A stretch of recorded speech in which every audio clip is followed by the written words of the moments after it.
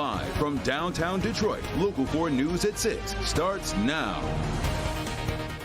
Emotions high for the father of the Oxford High School shooter on day 2 of testimony in his involuntary manslaughter trial. Today's proceedings come a day after it was revealed James Crumbley has been accused of making threats over a jailhouse phone. Glad you're with us at 6. I'm Devin Skillion. I'm Kimberly Gill. As Sean Lay shows us, a portion of today's testimony had Crumbley in tears.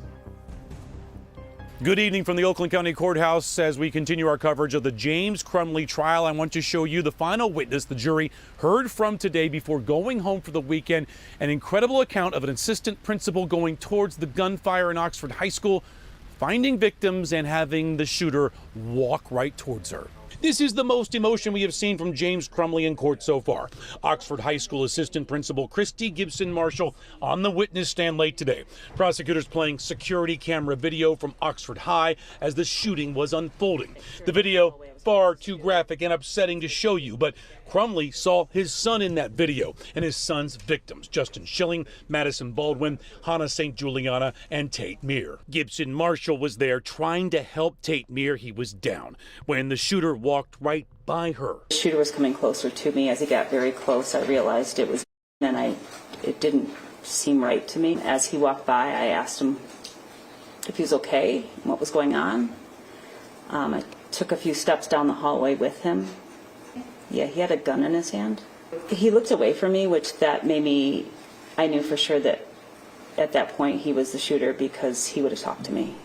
Video played of Crumbley telling investigators hours after the shooting that he had the gun hidden in a dresser. Prosecutors pointing out there was a lot that Crumbley did not tell investigators. He never told you that he bought the murder weapon 4 days ago, did he? He did not. He never said he bought the murder weapon 4 days ago as a gift for his son. He did not. He never told you the gun was ever locked up, did he? He did not. He never told you the counselor told James and Jennifer Crumbley to take their son home that day, did he? No, he did not. Judge Matthews making it clear to the jury and court that this trial is ahead of schedule right now. It picks up straight away Monday morning. We'll have it covered for you.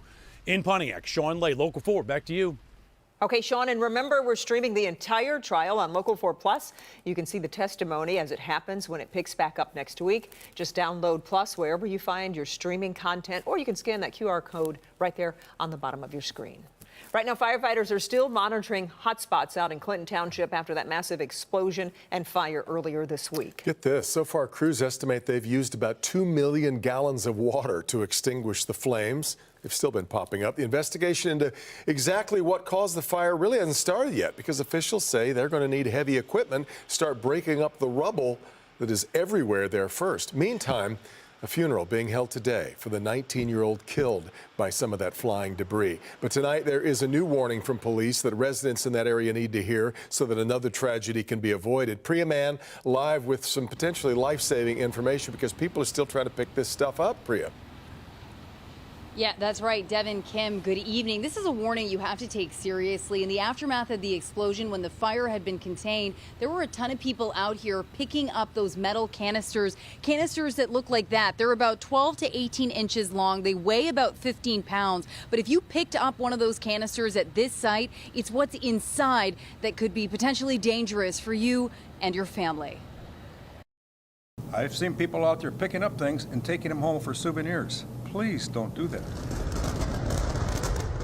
If you took canisters from the blast site in Clinton Township, officials are urging you to return them. It exploded. It was over by Grant Industries.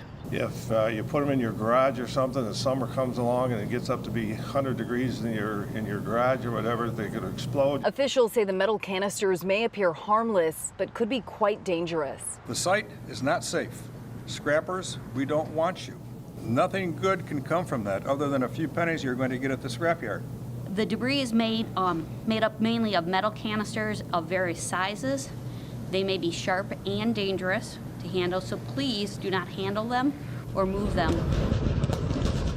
The explosion Monday night propelled countless canisters into the air. EPA's been out walking the area and they're finding little pieces 2 miles away.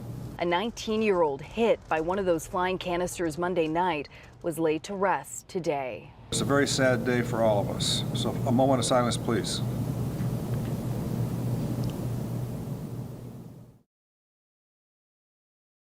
Yeah, Yes, it was a very sad and somber start to the press conference today in honor of that young victim. Officials are saying if you do have any of these canisters at home, they want you to return them to protect you and your family. There's a number up on clickondetroit.com that you can call to help with that pickup. Reporting live tonight in Clinton Township, I'm Priya Mann.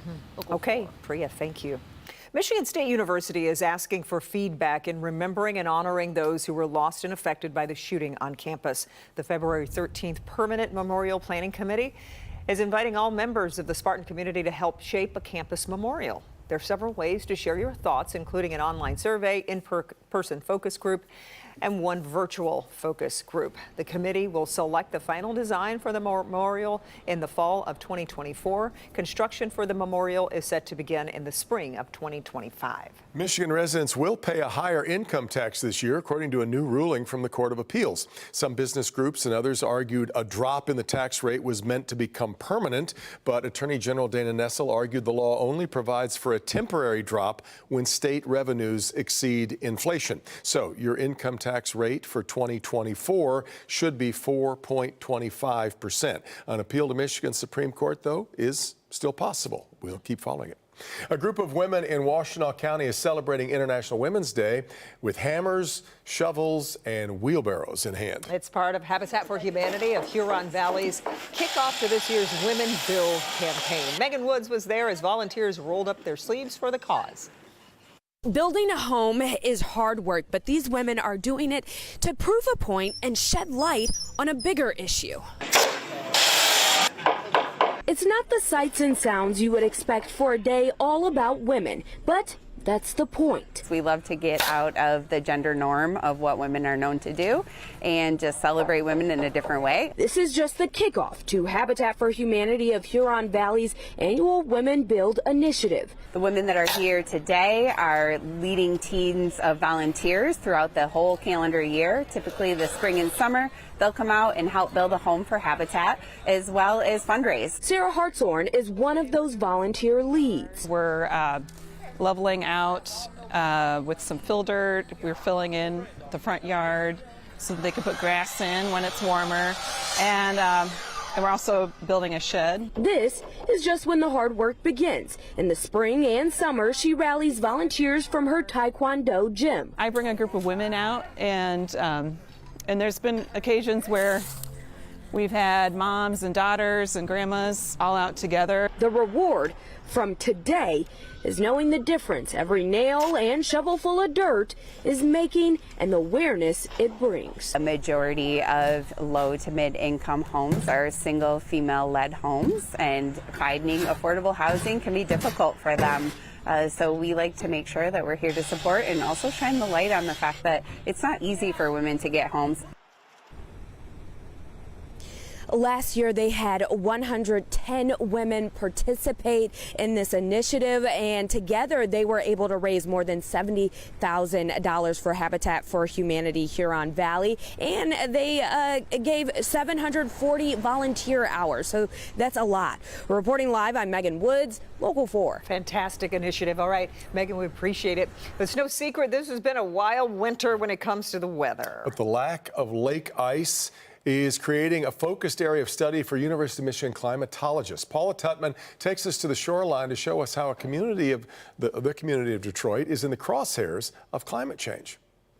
So I want you to take a look at this, because normally there would be ice in this channel this time of year, but you can see these two Coast Guard boats just zooming along. The amount of small vessels on Lake Huron and in the channel of the St. Clair River in Port Huron is startling. The direct cause and effect goes downriver and even into Detroit, where the climate change signals how Michiganders will need to strategize and prepare for the new normal. Scientists at U of M have their eye on the Jefferson-Chalmers area. Be prepared and be thinking about how you're going to address the future and how you're going to make the future. The lack of lake ice in Lake Huron, normally 40% this time of year, only 2% today, means more flooding in flood-prone areas and new flooding in areas that may never have had that problem before. This is very crazy.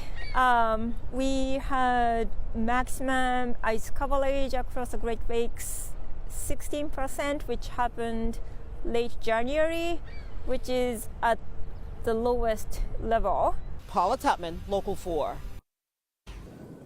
All right, Paula, and now we move to the weather as rain moves into, oh, look at that shot, into Metro Detroit. Gotham City looks like. Yeah. Let's get over to Brett. He's in for Kim Adams tonight. Brett, rain sticking around for the weekend? Yeah, we're going to have rain for parts of the weekend. Nothing like what we have out there now, but both Saturday and maybe even Sunday, some precipitation will fall. I want to get back to this camera. You can see how low the clouds are. These are the ceilings that we talk about. Very low. A lot of moisture in the air, so we are seeing a low cloud deck. Visibility could be an issue for some of us here overnight tonight and later on this evening. Right now, those visibilities are in single digits, so low, not bad in terms of driving quite yet. Temperatures are in the 40s at this hour. Exact Track 4D radar, you can see across southeastern Michigan, just about everybody getting in on the action. For the most part, light to moderate rain, but every so often you pick up a pocket of some of the yellow here, indicating it's coming down at a touch of a heavier rate. We are seeing that heavier rain just to our south and west,